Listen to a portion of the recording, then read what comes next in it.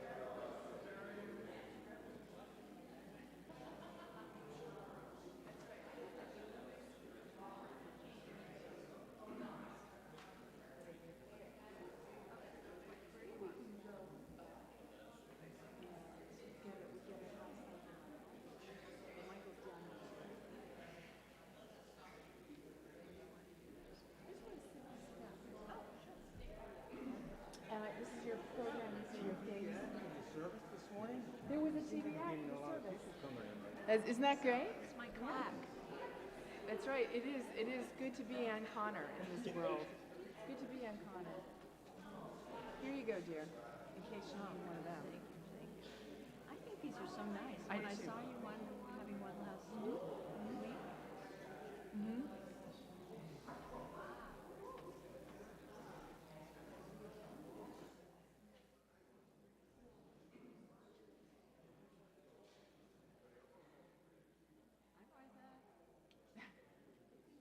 You are good. There's not going to be anybody in this service that isn't here for you. oh, this is just what I need to see. Just do it. You know, this is Charlie's mural, Yes, but it's no longer there. Right. I think they painted over they it. did paint it. So this is This is an artifact, but it's a great picture. Karen's lovely. She is, and she's an avid reader, so you'd enjoy that part. She may walk with Marilyn, who's part of a reading group, another avid reader. Okay. Okay. She always wanted me to walk. I just never made it. Right. You're doing I'm too, enough. you know. I think I'm ADD, quite frankly. Hmm? I have ADD. Now you know. It's okay. It's okay. All you need, I think, is your script. Yep. I think so. But it looks very official in this blue. Yep. Yep.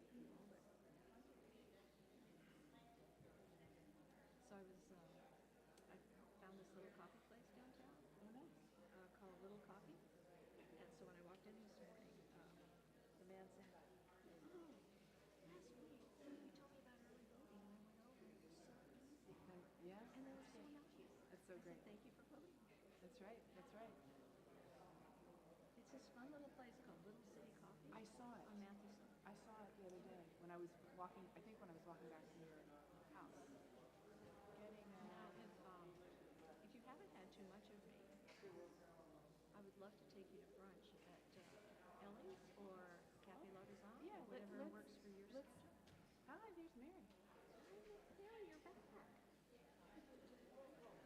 you before. I'm looking for Michael. Probably having coffee or something.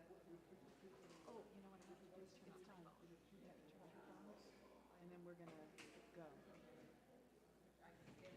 Is it off? It is 10:01. Yep.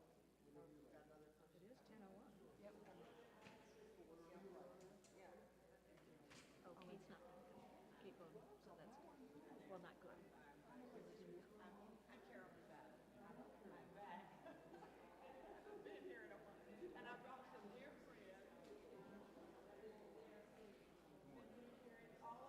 Good morning, Jim. Has Nancy been practicing?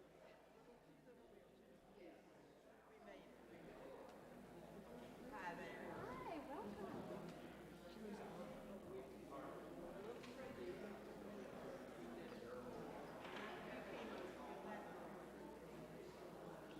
in Mary brought it.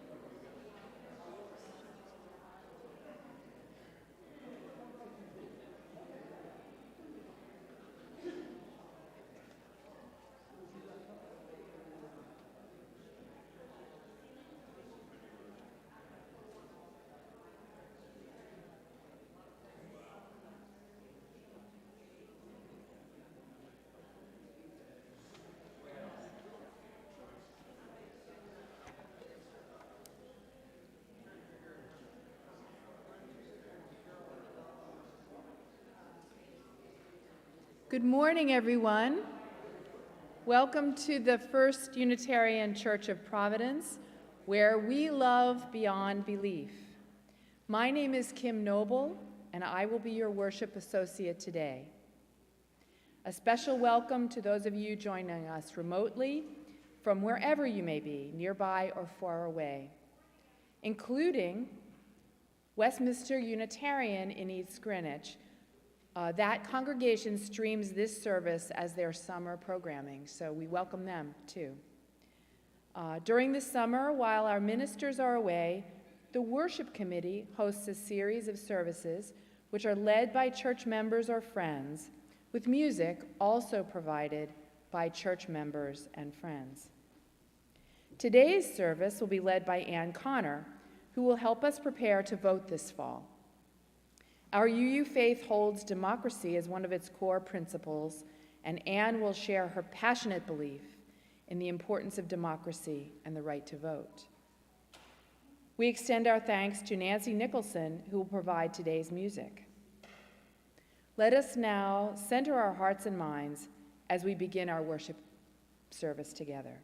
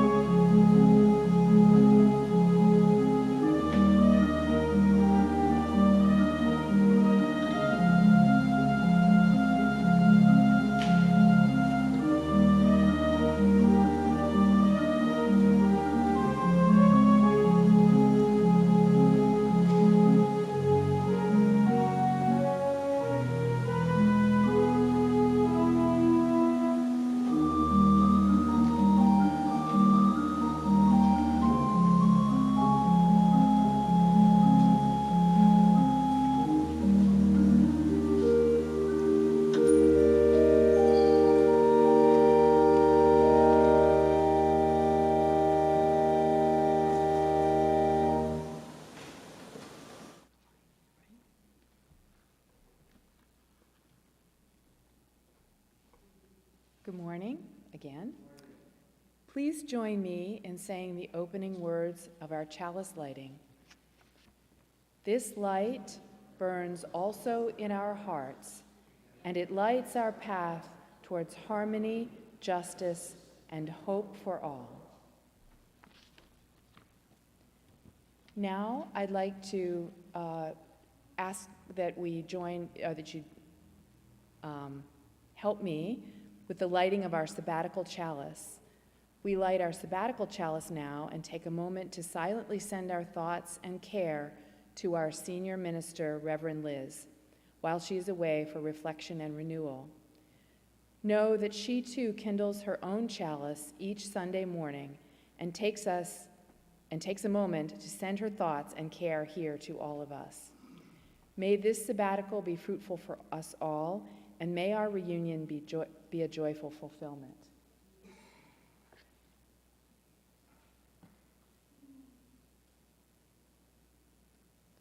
Now is the time for greeting, and this is the first one in a long time where we haven't been wearing masks. So please feel free to greet those nearby you and wave across the congregation and take a minute and greet everyone you like.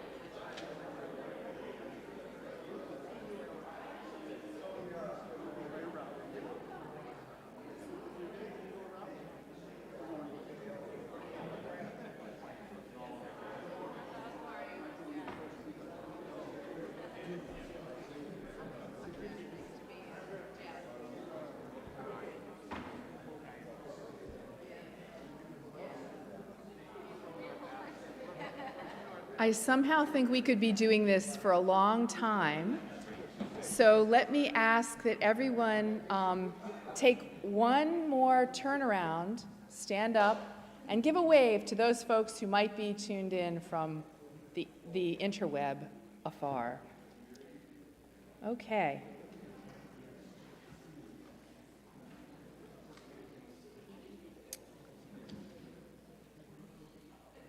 Now we are going to share the covenant of this church, which is printed out for everyone to join me in reading in the bulletin. Please join me in saying the words of our covenant.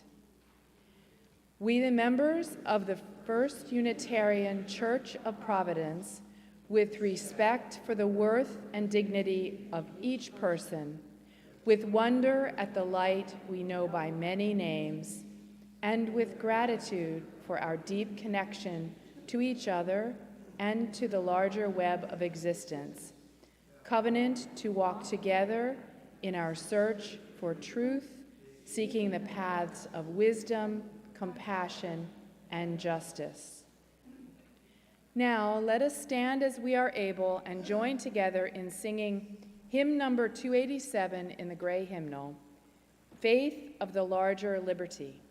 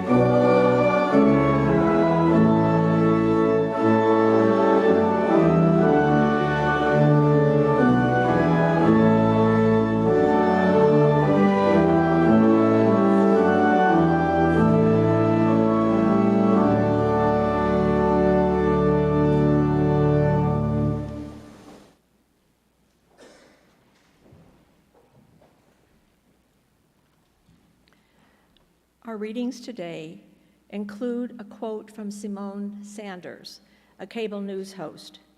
"Your vote is the most precious an important tool we have. If we use it, we can change things.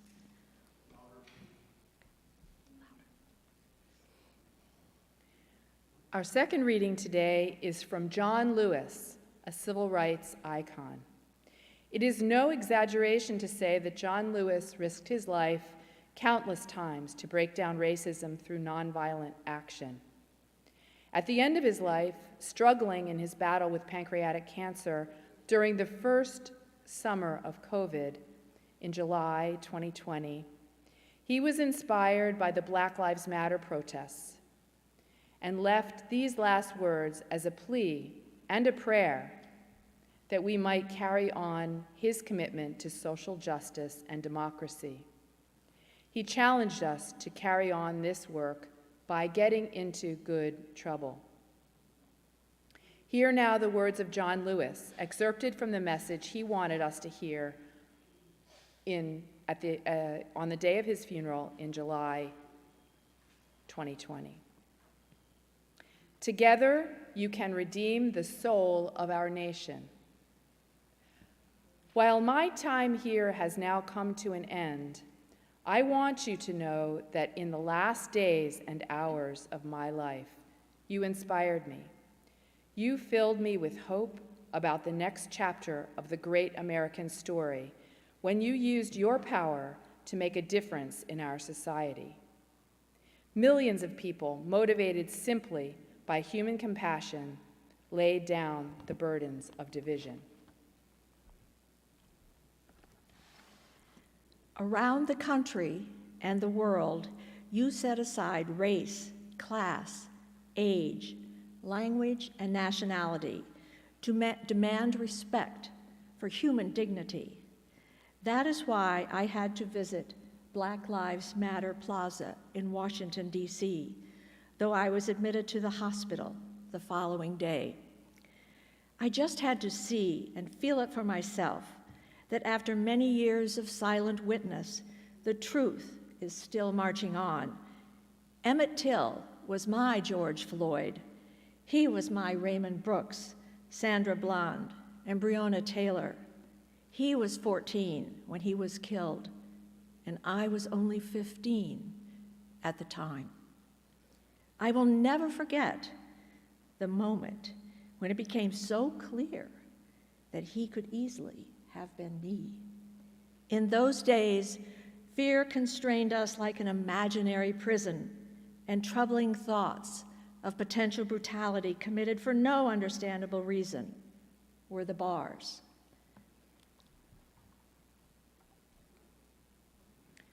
Though I was surrounded by two loving parents, plenty of brothers, sisters, and cousins, their love could not protect me from the unholy oppression waiting just outside that family circle. Unchecked, unrestrained violence and government-sanctioned terror had the power to turn a simple stroll to the store for some Skittles or an innocent morning jog down a lonesome country road into a nightmare.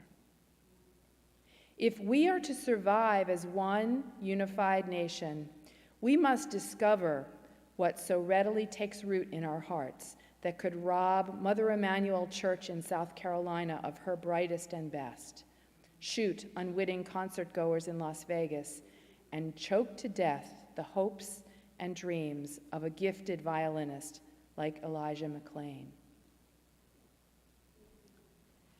Like so many young people today, I was searching for a way out, or some might say a way in.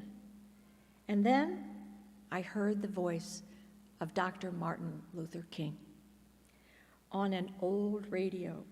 He was talking about the philosophy and discipline of nonviolence. He said, "We are all complicit when we tolerate injustice." He said it is not enough to say it will get better by and by. He said each of us has a moral obligation to stand up, and speak out. When you see something that is not right, you must say something. You must do something. Democracy is not a state. It is an act, and each generation must do its part to help build what we called the beloved community, a nation and world society at peace with itself. Ordinary people with extraordinary vision can redeem the soul of America by getting in what I call good trouble, necessary trouble. Voting and participating in the democratic process are key. The vote is the most powerful, nonviolent change agent you can have in a democratic society. You must use it because it is not guaranteed. You can lose it. You must also study and learn the lessons of history because humanity has been involved in this soul-wrenching existential struggle for a very long time.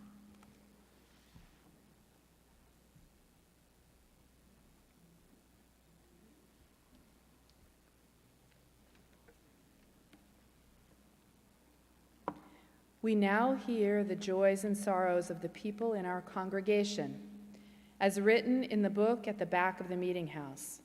Our partner church in Transylvania carved the beautiful candlestick pedestal for the large candle from which we light all of our individual candles of joy and sorrow.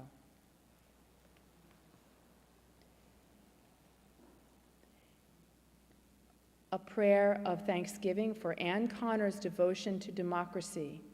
It inspired me to sign up to be a supervisor at the polls for the election coming up. Her example is unwavering.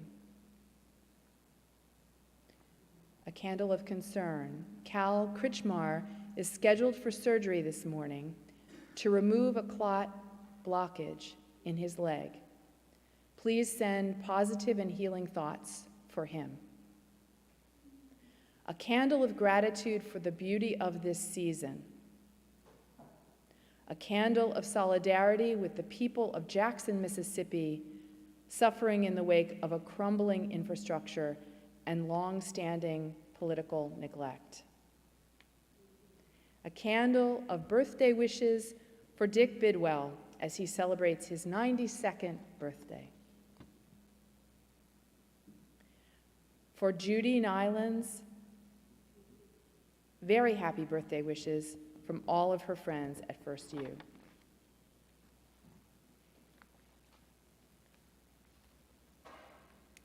Friends, let us rest in the gladness that we have each other to share in our joys and sorrows. It makes all the difference. Let us now take a moment for prayer and meditation, taking a few deep breaths and opening our hearts to silent meditation.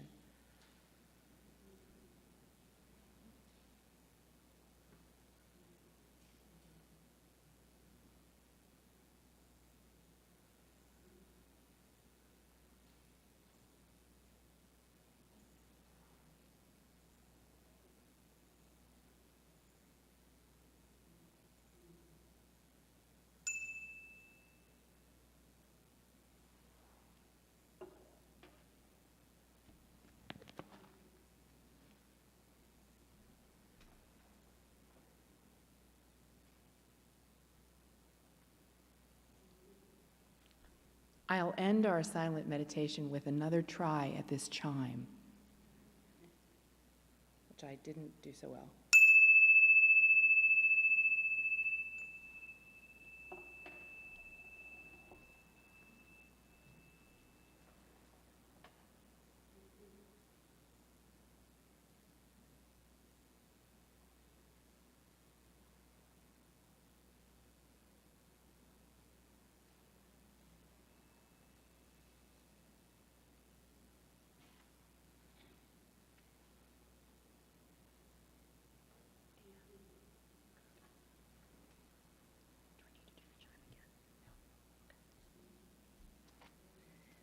Good morning, and welcome again to the First Unitarian Church of Providence.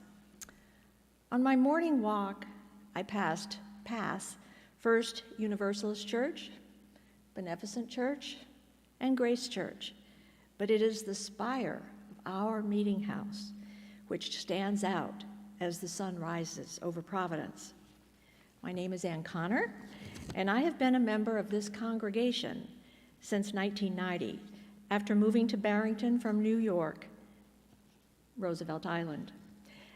Sean and I gratefully credit Susan Fisher for introducing us to this spiritual community.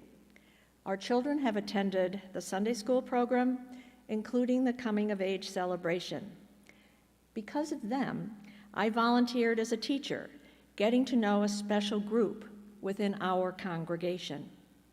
I have served the Prudential Committee as president and part of the monthly food share team and a member of the Women's Alliance.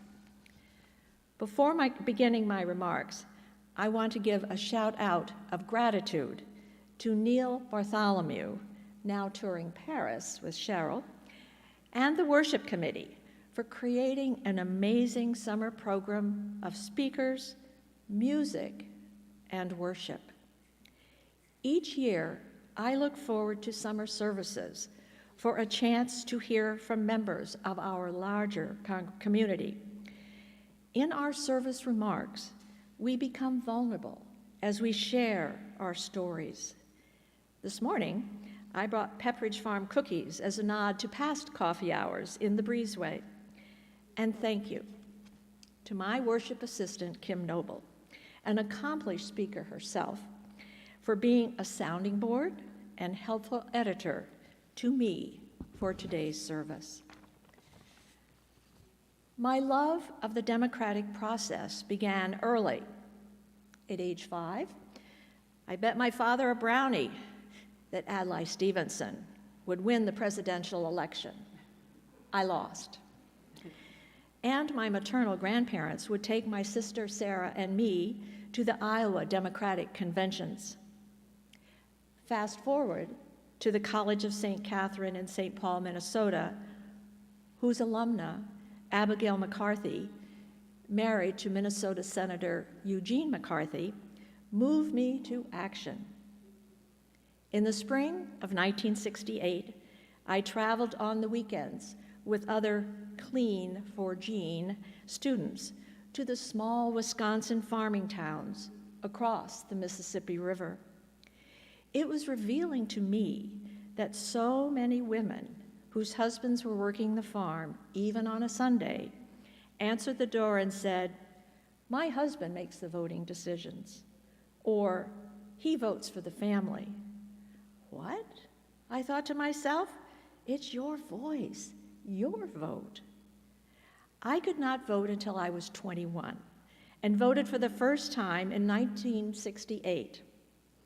The voting age changed in 1970 when Congress passed a bill extending and amending the Voting Rights Act of 1965 to lower the voting age to 18 in every federal, state, and local election.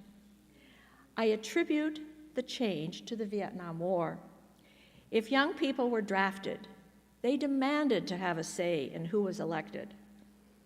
I sat at the Anoka, Minnesota kitchen table of blue-collar worker John Wigdall, whose daughter Mary Kay was my 4-year college roommate, and listened to his liberal politics. He and college guests Saul Alinsky and Margaret Mead certainly were an influence in my lifelong activism. After attending Barack Obama's 2009 inauguration with my children and siblings, in 2012, I decided to run for office as an Obama delegate, inspired by my sister Sarah, who gave me the shirt I wear today. First Unitarian was the launch pad for Julie Myers and me as we crafted a winning plan. We collected enough signatures on our nomination papers, those blue sheets, to be on the ballot as congressional delegates from District 1. In the 2012 presidential primary, Mirth York earned most votes, Julie second, and me third. Then it was off to Charlotte, which I realized when I looked at my swag bag, which I have on the table out there, was exactly September 4th to the 6th, 2012. So 10 years ago. It's hard to know where that time went. At this convention, we were up close and personal with the Rhode Island delegation and notable Democrats, including John Lewis. I learned that each state and each political party within that state set rules for the election process. Being a delegate sharpened my civic knowledge. Upon our return, we delegates worked hard to re-elect President Barack Obama by getting out the vote. I traveled to Nashua, New Hampshire on many Saturdays. One Saturday morning, volunteers gathered to carpool at Hope High School here in Providence, where I met a mother and daughter, born in Senegal and living in Rhode Island. Maggie was brave to get into a stranger's car and walk through Nashua neighborhoods, sometimes challenging. Another trip, she walked with Sandy, a first-year student. Suddenly, Sandy called me on my cell to say the police were on the scene, responding to a suspicious person. A quick call to the Nashua Obama headquarters resolved the issue, but these volunteers were cool and calm through it all. Another time, Sandy and his father met a Manchester Velcro CEO and engaged in a lively conversation. Sandy held his own.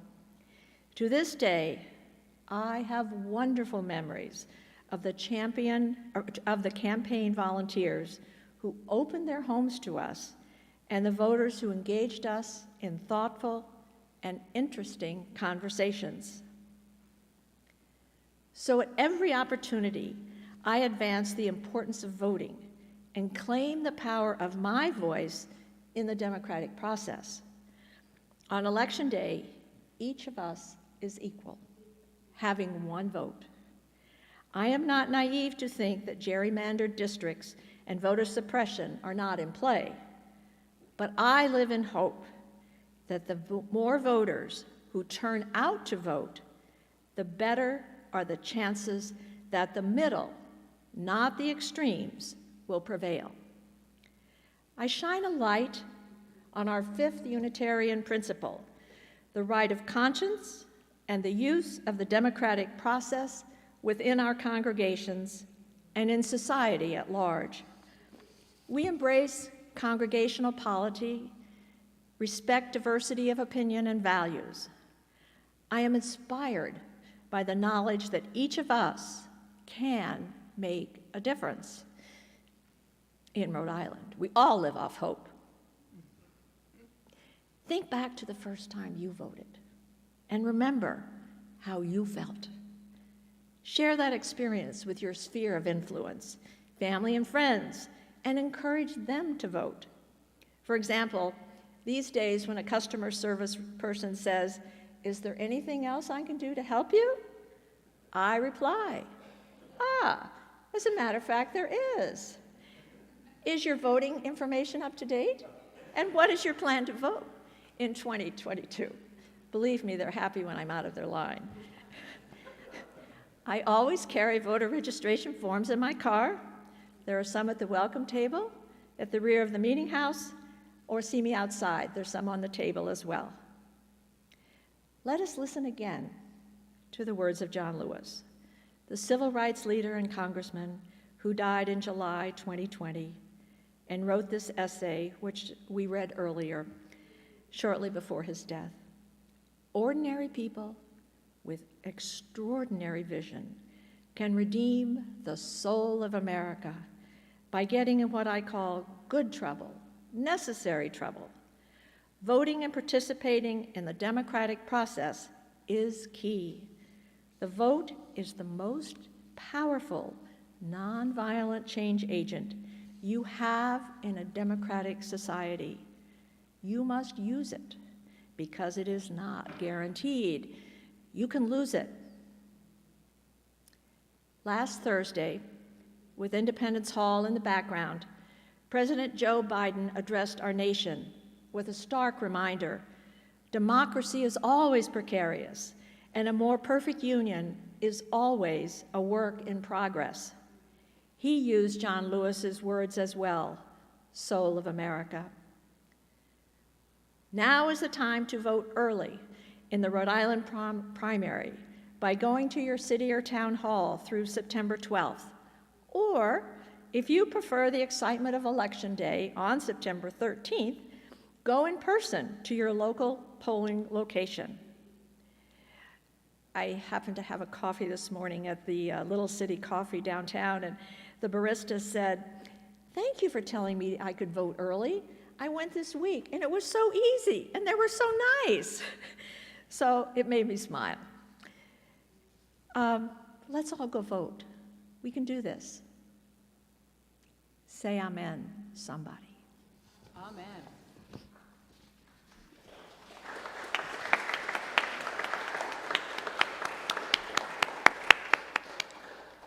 Well, Anne told the barista to go vote early. She told me to go vote early, which I did, and it is nice and it is easy to do here in Providence.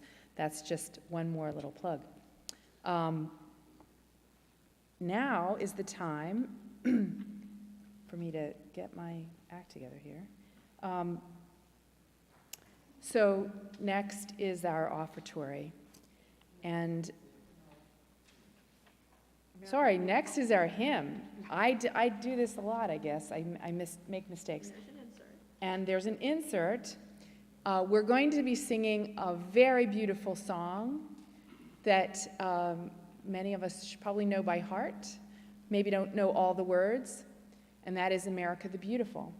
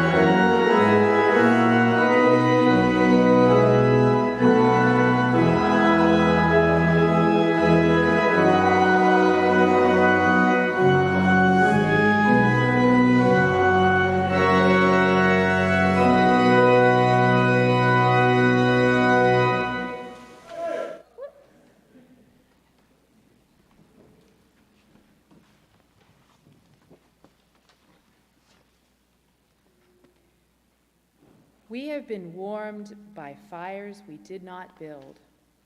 We have drunk at wells we did not dig.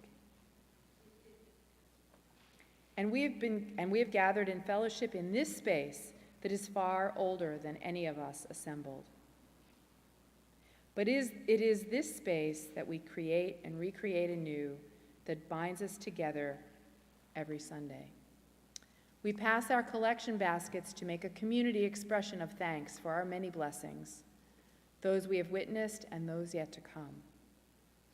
This morning's offering for the work of the congregation will now be generously given and gratefully received. As always, thank you for all that you give, all that you do, and all that you are.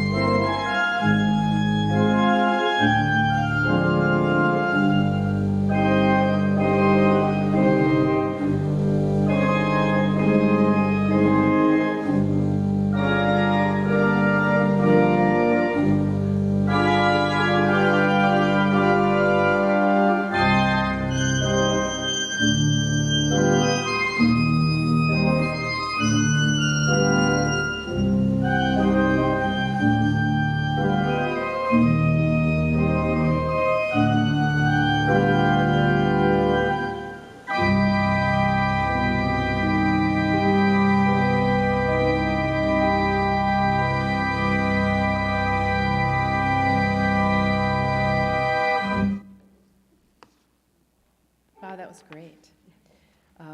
This morning, we have several invitations for you. Firstly, everyone is welcome to join for fellowship and cookies, Pepperidge Farm cookies, in the breezeway after the service. Another important one, beginning immediately, all pandemic restrictions at First U have been lifted. While masks are no longer required, anyone who feels more comfortable wearing them is more than welcome to do so, and we'll continue to provide masks. Next week, we will mark the return of the choir and coffee hour, so look for more information in the First U Times about programming, including the Spiritual Pathways program for children and youth. Here is an invitation to those who are cleaning up or refreshing their homes for the fall. Look for items that you might have no use for any longer or need any longer that are too good to just give away. You can just donate them to the Women's Alliance Indoor Yard Sale. You can drop those items off this week at the church, Tuesday through noon on Thursday, And your items will get a new home, and the proceeds of the yard sale will provide the financial donations for local charitable organizations that support women and families. The Antiques and Uniques indoor yard sale will be this Saturday, September 10th, from 10 to 2 p.m. Next Sunday, we'll come back to First U for a new church year. Worship begins at 10:30, not 10 o'clock, 10:30, and is a multi-generation service during which we will celebrate water communion. Please bring a small container of water, which symbolizes something that has been important to you this summer. And apropos of our theme, when the folks at Westminster Unitarian contacted Anne this week, they made her aware of a candidate forum for the governor's election that's coming up, and I'm going to read a little bit about that. So the candidates are coming. Matt Brown, Helena Folks, and Nellie Gorbea will provide an opportunity for you to ask your questions of the candidates on education, healthcare, housing, parental leave, minimum wage transportation, Rhode Island Department of Transportation matters, and making the lives of everyday Rhode Islanders better.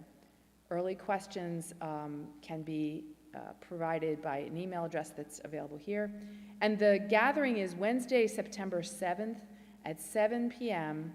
at Centro Cristiano de Adoración Church, 1220 Elmwood Ave and Spooner Street. This is a joint venture of the South Elmwood Reservoir Triangle and the Washington Park Neighborhood Association. Also, and I'll let Ann tell you about that in just one moment, the Village Common has organized a voter information center event too. Excuse me for missing my words.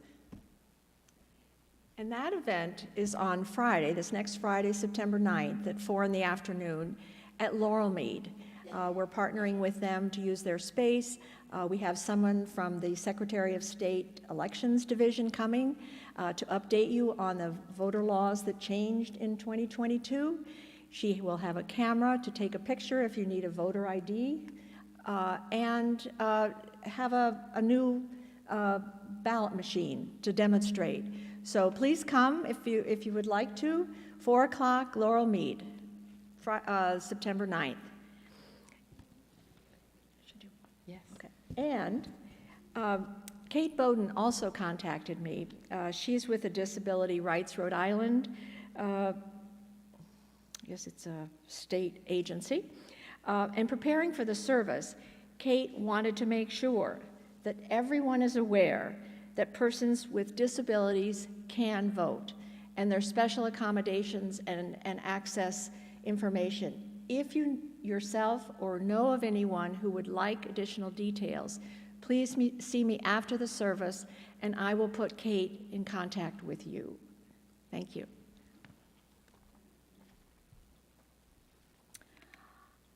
And I have closing words from Albert Einstein. At times, our own light goes out and is rekindled by a spark from another person. Each of us has cause to think with deep gratitude of those who have lighted the flame within us. And now, we will say the words of the chalice extinguishing. We carry the flame of peace and love and hope until we meet again.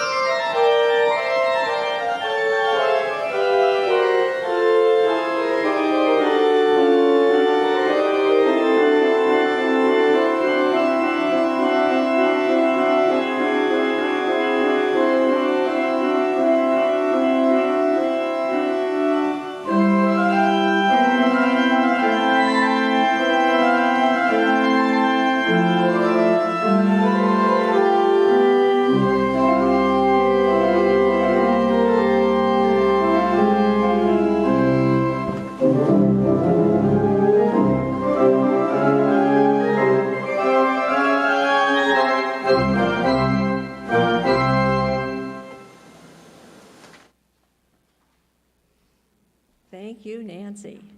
And thank you to Michael Capelli up in the choir loft,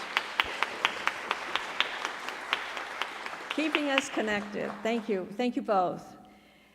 And now please join me in the unison benediction, words that will be familiar to you from Tom Alburn. May God watch between you and harm in all the empty places you must walk. In the evening of life, you will be judged by love. May all beings be happy. And